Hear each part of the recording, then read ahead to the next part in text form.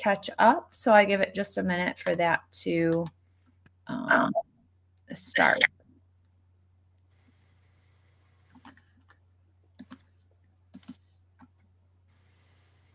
Perfect. Well, hey, everybody. Welcome. I am Kari the Mortician, and I am here with Julia.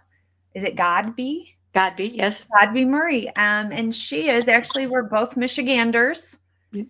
And she is a nurse and is one of the founding members of the National Nurses Honor Guard Coalition. And I think this is perfect that we couldn't do this last week because yesterday was National Nurses Day. That's right.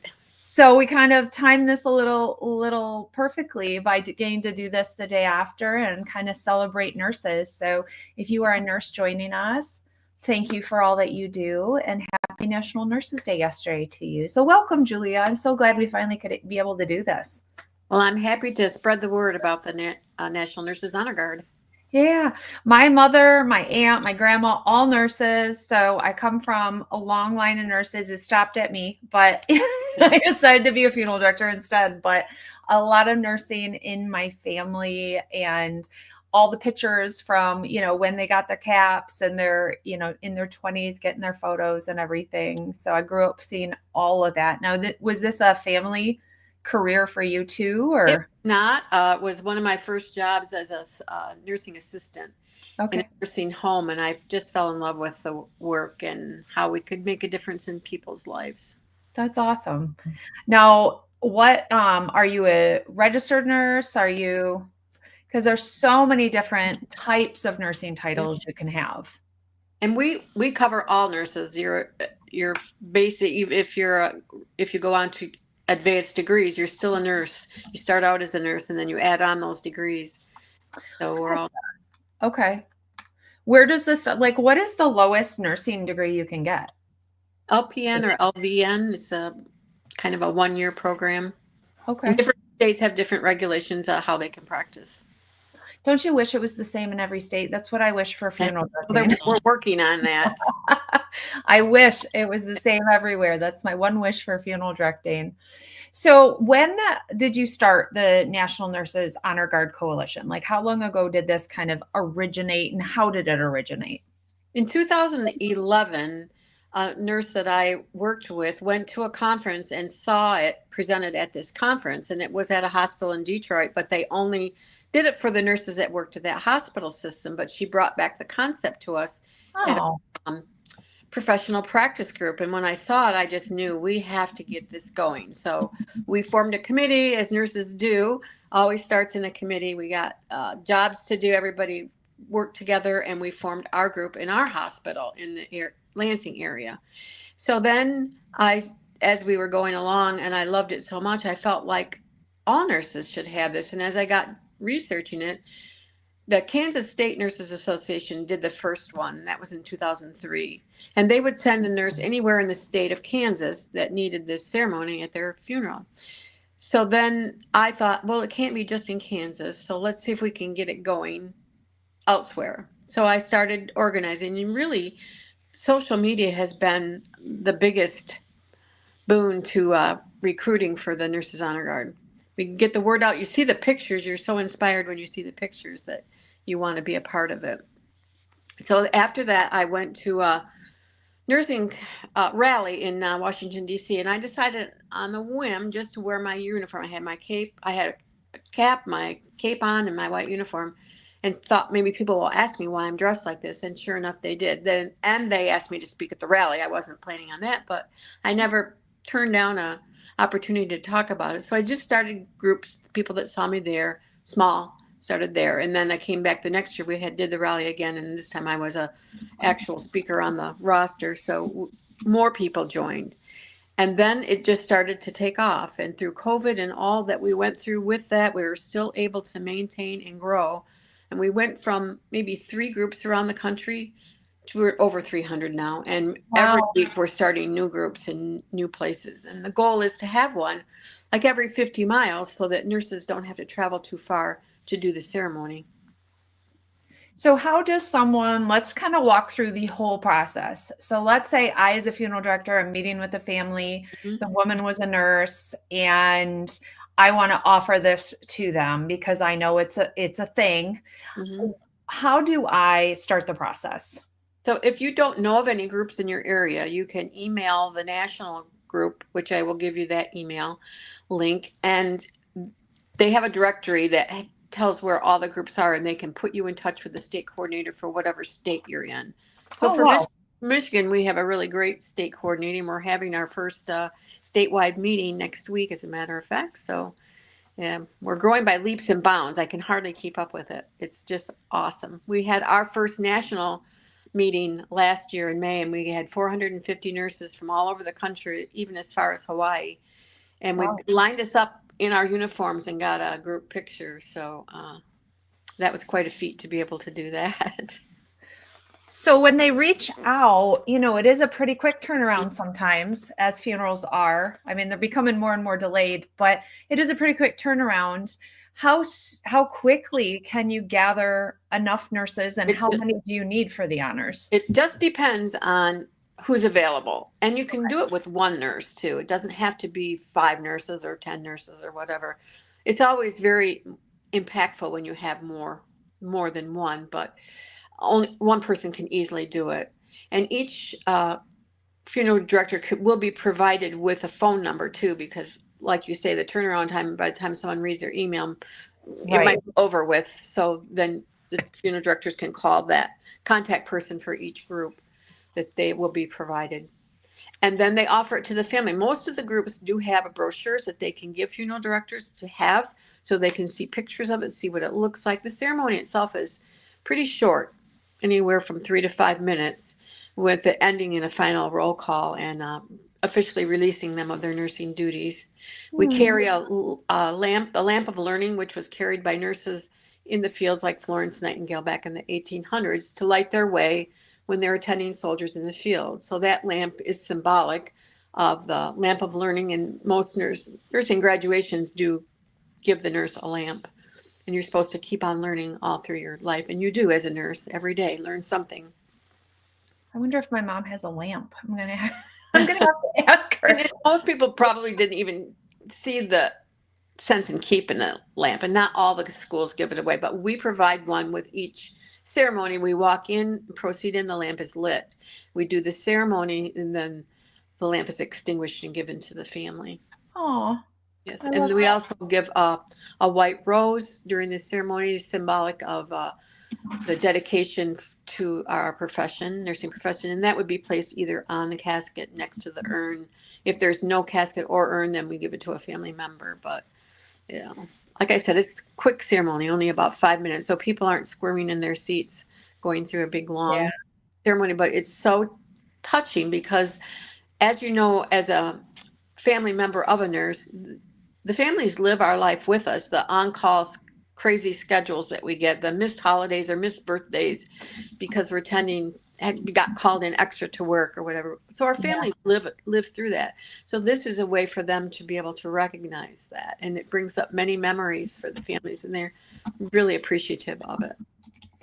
So, in like a fireman's funeral or a police officer's funeral, they do a last call. And Mhm. you said there's a roll call. Kind of what Yeah. is that? What does that So after we do it's a look poem like? that we read, and it's called she or he was there, depending on if it's a she or he. And um, when a calm and quiet presence was all that was needed, she was there. They would say their name. And it goes through just a few things. And then at the very end, we do a final roll call, and we ask all nurses in the audience to and stand with us in remembering this nurse. And we do the roll call. We call her name, Julie Godby Murray. Please report for duty. And then we ring a triangle or a bell or a chime. And we do that 3 times. And then after the last chime, we blow out the candle and say, we officially release you from your nursing duties. At that time, we go down to the family and present the lamp to them. That's so sweet. That's one of the most, I've not had a nursing on our team come in yet. I was just telling Julie off camera, I can't wait to be able to call upon and bring one in for a family and to surprise them because I think most people have never seen this and to honor their loved one in that way. But I know with, service members in terms of police officers, fired, that's always like the worse to me than like taps and stuff in terms of like heart wrenching. I Yeah. think maybe because I've heard taps so many times, it doesn't kind of hit me the same way, but that final call and there's no response, Yeah. that deafening silence to me, it just every single time. And so I can only imagine how impactful that must be in the nursing, for you to be able to do that for a nursing family and everything. I think that's amazing. How many funerals have you done, do you think? Well, I'm going to say thousands. I've done a lot. Really? Yeah. And I traveled all over the country starting these groups too. So I get to help with different groups, and each group is autonomous. The National Nurses Honor Guard Coalition, we're not the governing body of these groups. We don't tell them how to dress, what to say. We give them the bones of it, and then you make it your own. What works in your area might not work somewhere else. So Gotcha. it's kind of, we assess the situation as nurses do when you come into wherever the ceremony is going to be held. And we've done it in many places. I've done it even in a bar before. Well, it was a veterans bar, but it was still reverent and very touching, and the families just really appreciate the recognition for their loved one. Yeah, that's awesome. And it's free of charge for the family. We accept donations, but so what would the donations go to for your group? For the lamps and for the lamps and the roses, and some of the groups, if they actually accumulate some money in their treasury, then they'll put out scholarship money for nurses, student nurses. So there's lots of different ways, and a lot of the groups do so much in their communities. We did the laying of the wreaths around the cemeteries, participated in the Tomb of the Unknown Soldier, laying the wreath there. That was pretty awesome for that group. Yeah.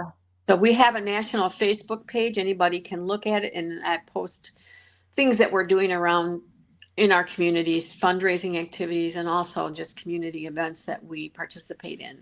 So you can get a feel for it there. But each funeral director, you're so important to us because we might not be aware of a nurse that passed. And so that's why your job is so important to be on your checklist when you check, are you a veteran? Are you a police officer? Now you have one for the nurse too. Is there, you said there's a website or there's just like the Facebook group? We're building the website right now. It's not completely done.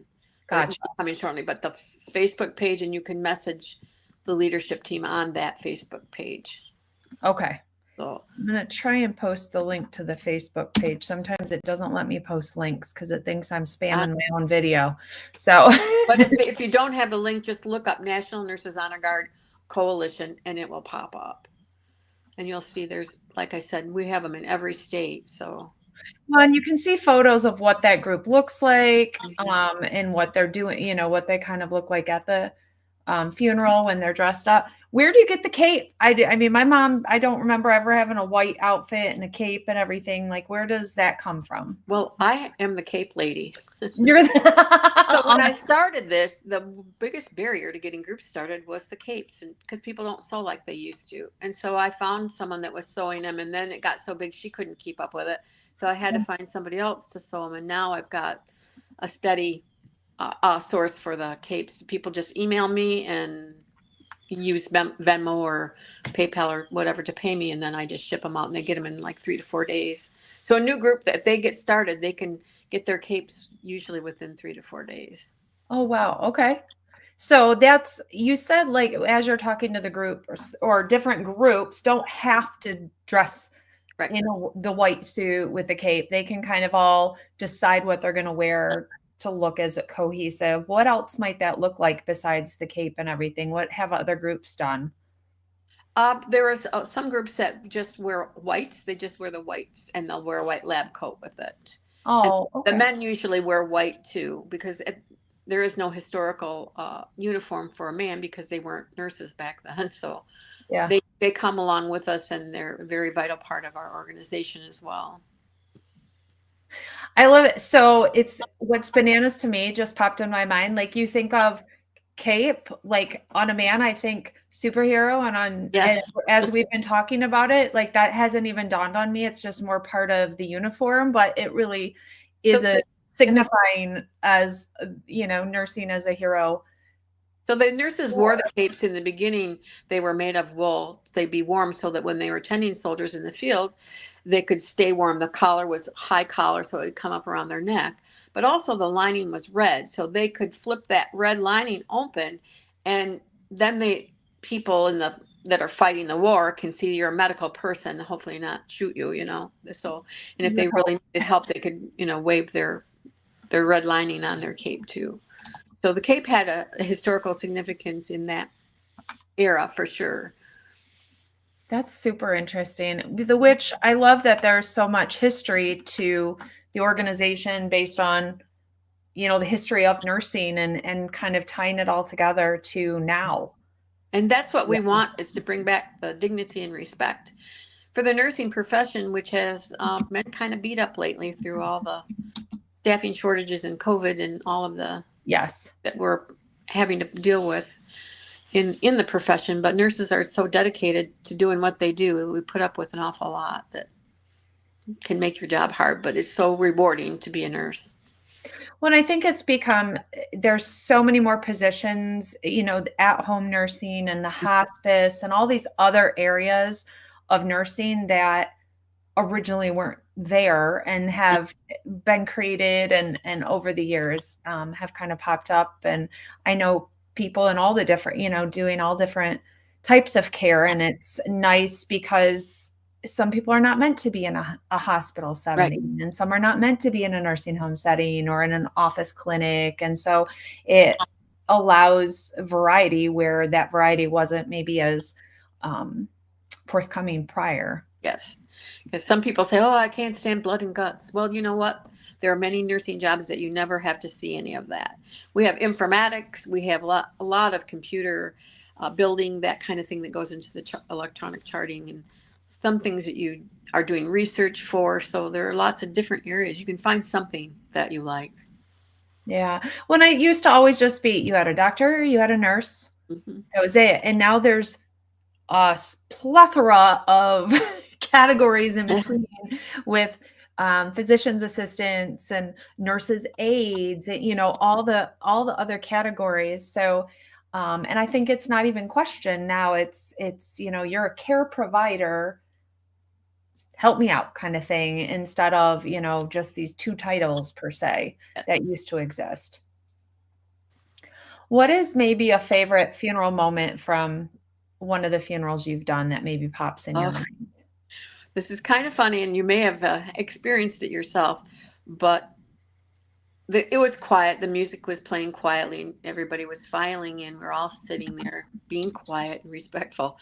And a man comes in with a toddler. I think he might have been about 3. Could talk really well, and you know how toddlers talk in that voice where everybody can hear him. Yes. So the little boy goes, "What's in the box, Dad?" Mhm.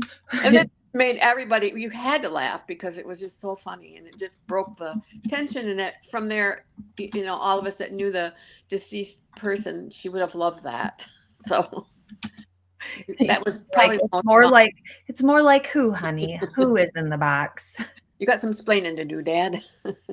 Well, and this is not related to kind of the honor guard, but we just had a funeral the other day I was at, and this woman walked up with her 2 little girls and trying to explain the urn to them. And I'm always interested in listening to parents or adults trying to explain cremation to a child, because I think there's no perfect way. And sometimes I stumble over and try and find the right words because you wonder if the kid is connecting to what you're saying. But to explain to a kid that somebody got incinerated and their bones ground down and they're now in a box without explaining all those things in between, it's kind of a hard concept. So I kind of things that kids say and them looking at that box like, how did grandpa or whoever fit in there? Because there's no way type thing. So yeah, that just happened the other day again. And I'm like, oh, how are they going to say it? What are they going to say? How are they going to explain this? Well, as you know, some funerals are better than others. There are some Oh, that for are, sure. you're just thinking, is this ever gonna get done, And then when we do our thing, it kind of brings it back for the family to the person, and it's more personal, because you know how some of the beautiful ministers can evangelize a lot, and then it kind of gets away from the person, but this brings it all back. I try to do it at the end of the ceremony. At the end of the Okay. ceremony, everybody's spoken, more the closure kind of like that. But sometimes they want us to go in the beginning. Doesn't really matter. We go with what the officiant wants us to do. Gotcha. It is kind of, the honor guard for a military service used to always go at the end. And it was kind of that final reverent moment where you left on this closure, but which I hate using the word closure for funeral or Right. loss, but it's closing out that time together and honoring that life in such a powerful moment. You hate to go from that into something else Yes. that is going to maybe take away from it or yeah, change that nice feeling that you'd walk away Yeah. with. Yeah. And Yeah. and the people will come up to us afterwards and thank us for, that was so beautiful. Thank you. It just meant so much to us. And I know one guy told me he can remember polishing his mom's shoes, the white shoes that we used to wear that had Oh, polished years ago. So it's meaningful, very meaningful. And it can be done graveside. It can be done at when you do the rosary, at a wake. It can be done during the ceremony. Just depends on what the family wants and how the officiants want it to. what is maybe one of your fondest memories for did you get to do an honor for maybe a friend or a family member or One of my very first ones, and this was while I was still in Michigan, but I'm organizing different groups. And so I get a call from a family in Oklahoma. Their mother was the past president of the Oklahoma Nurses Association, so they really wanted it. I was working with a group in that area, but they had never done it, didn't have the stuff to do it. So the family asked me, would I come? So I got one of my members, and we flew out to Oklahoma and we did that. And it was so beautiful. We ended up getting a group going there, so that all worked out well. But it was just such a beautiful ceremony, and so many nurses there. And we gave a white rose to each nurse that came. And then when it came time to lay that white rose during the ceremony, we had them walk up and place the rose in a vase that we had up next to the urn. So it was just very moving. It was very, very beautiful. well, it's very similar, not the service itself, but the Eastern Stars. Have you ever seen an Yep. Eastern Star?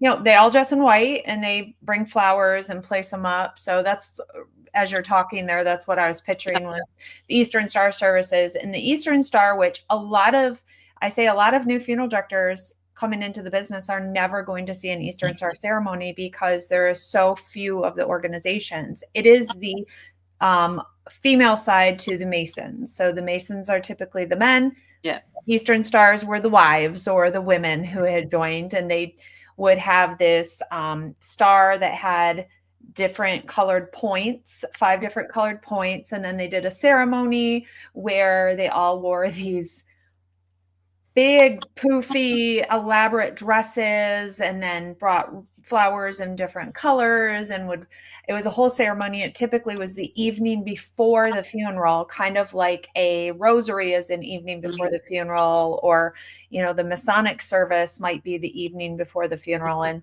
I think it's just something that a lot of people aren't going to ever really see in their lifetime now because it's just so few and far between. But I like this honor guards or an honor service for different vocations. Yes. To honor each other that have kind of been in the trenches and gone through the same things. Now, if you're joining us, I am Kari the Mortician. How many years of my license? 23-year licensed funeral director now. And I'm here with Julia, who is a nurse, and she is one of the founding members of the National Nurses Honor Guard Coalition here in Michigan and across the country. Has helped train and put together groups that will come in and perform an honor service for a nurse when they have died, whether it's a memorial service, a funeral service. It's, would you say, like a 3 to 5 minute thing that you do? Is it religious in nature at all? No. Completely non-denominational? Right. Would you be, do you think, opposed? What if the person had a specific religion, maybe that was not supported by a bunch of nurses? Have you encountered that where maybe you've said, yeah, we're not going to come to this service because of XYZ or anything? No. No, Mm-mm. which is good. And then some of the groups are faith-based in that area. That was what works for them. But in the basic ceremony, it is the closest you get to a reference to Christianity would be now it's time for you to be at the greater one side. But that doesn't have to mean that who the greater one is. It could be Buddha, it could be Jesus, it could be anybody, Yeah. So that's about as religious as it gets. But like I said, some groups are very faith-based, but they also recognize the differences in religions, and they would alter the service to reflect the wishes of the family. Have you done them like the evening before, kind of like Yes. those services? So it's maybe at the conclusion of a visitation, something Yes. like that. Yep. Or before the rosary.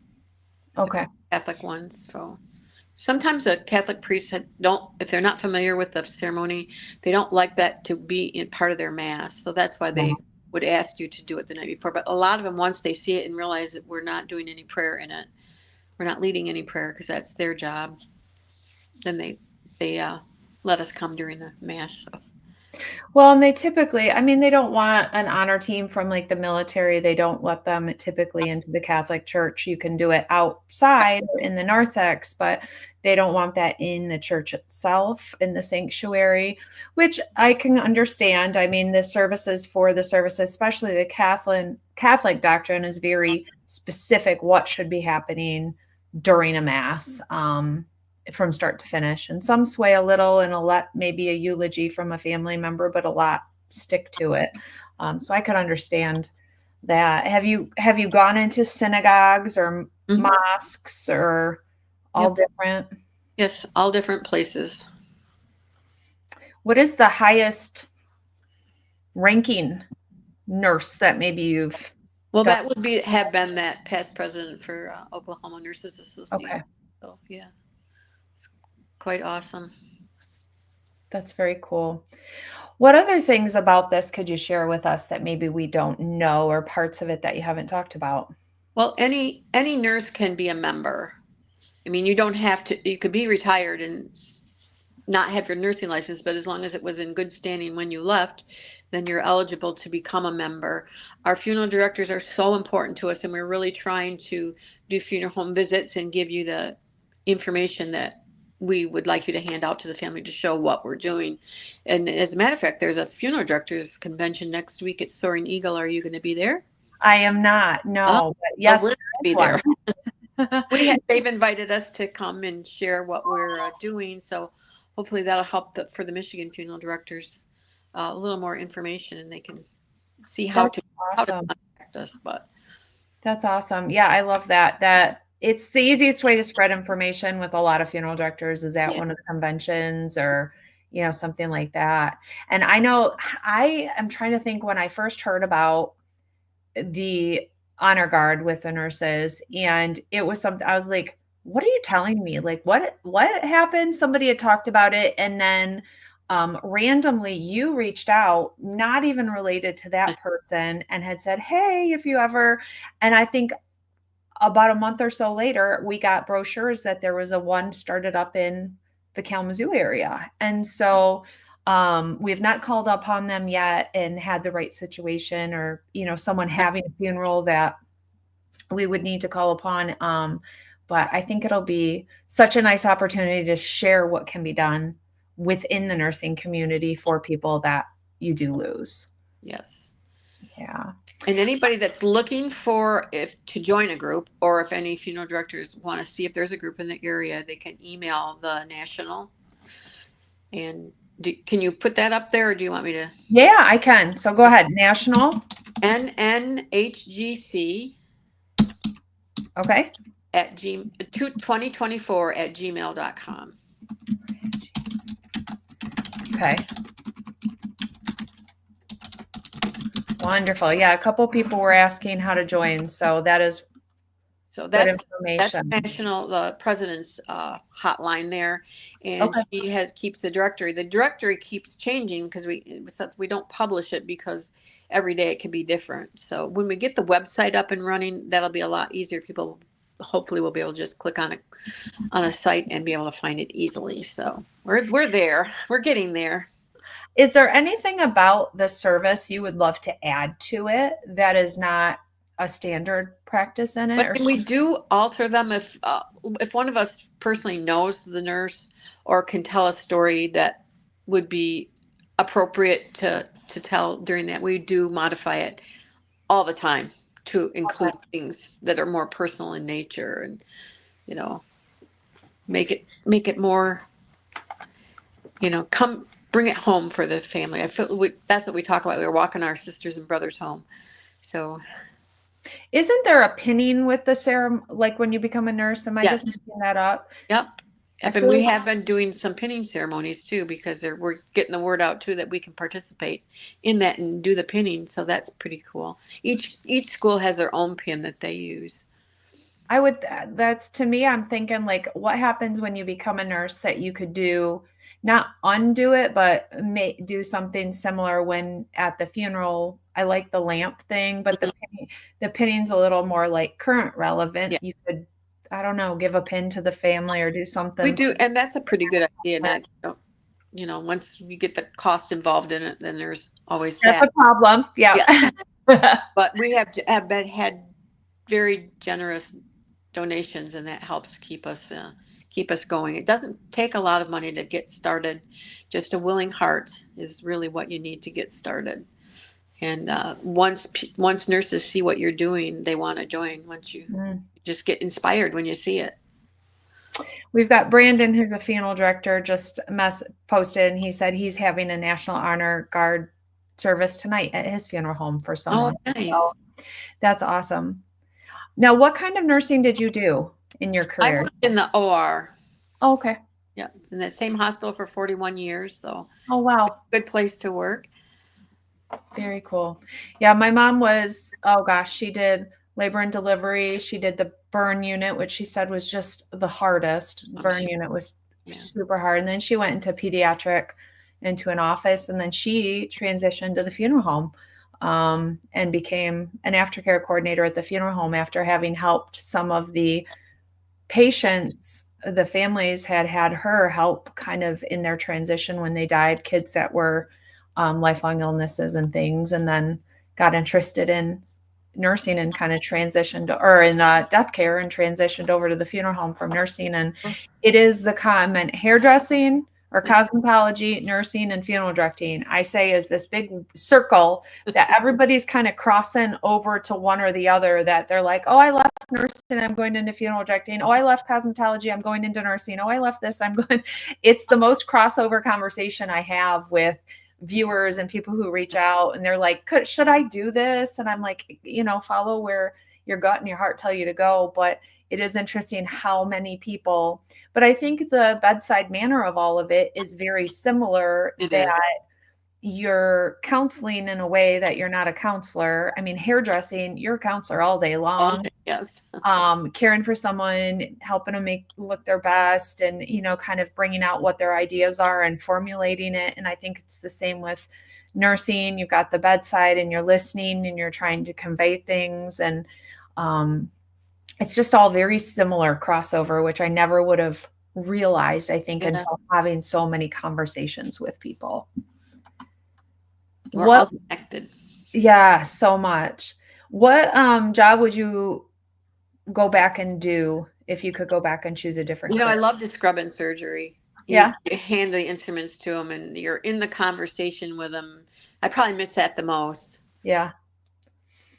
That's awesome. Those relationships that I have are still, strong with the people that I worked with all those years. We still get together. So that's amazing. Yeah.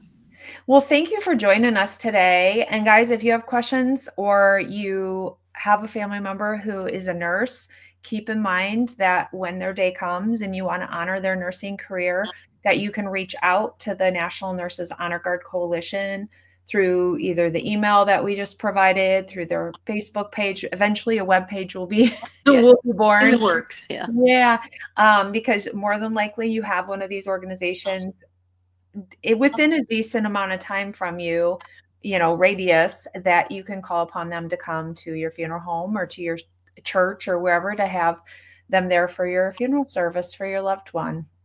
Thank you so much, Julia.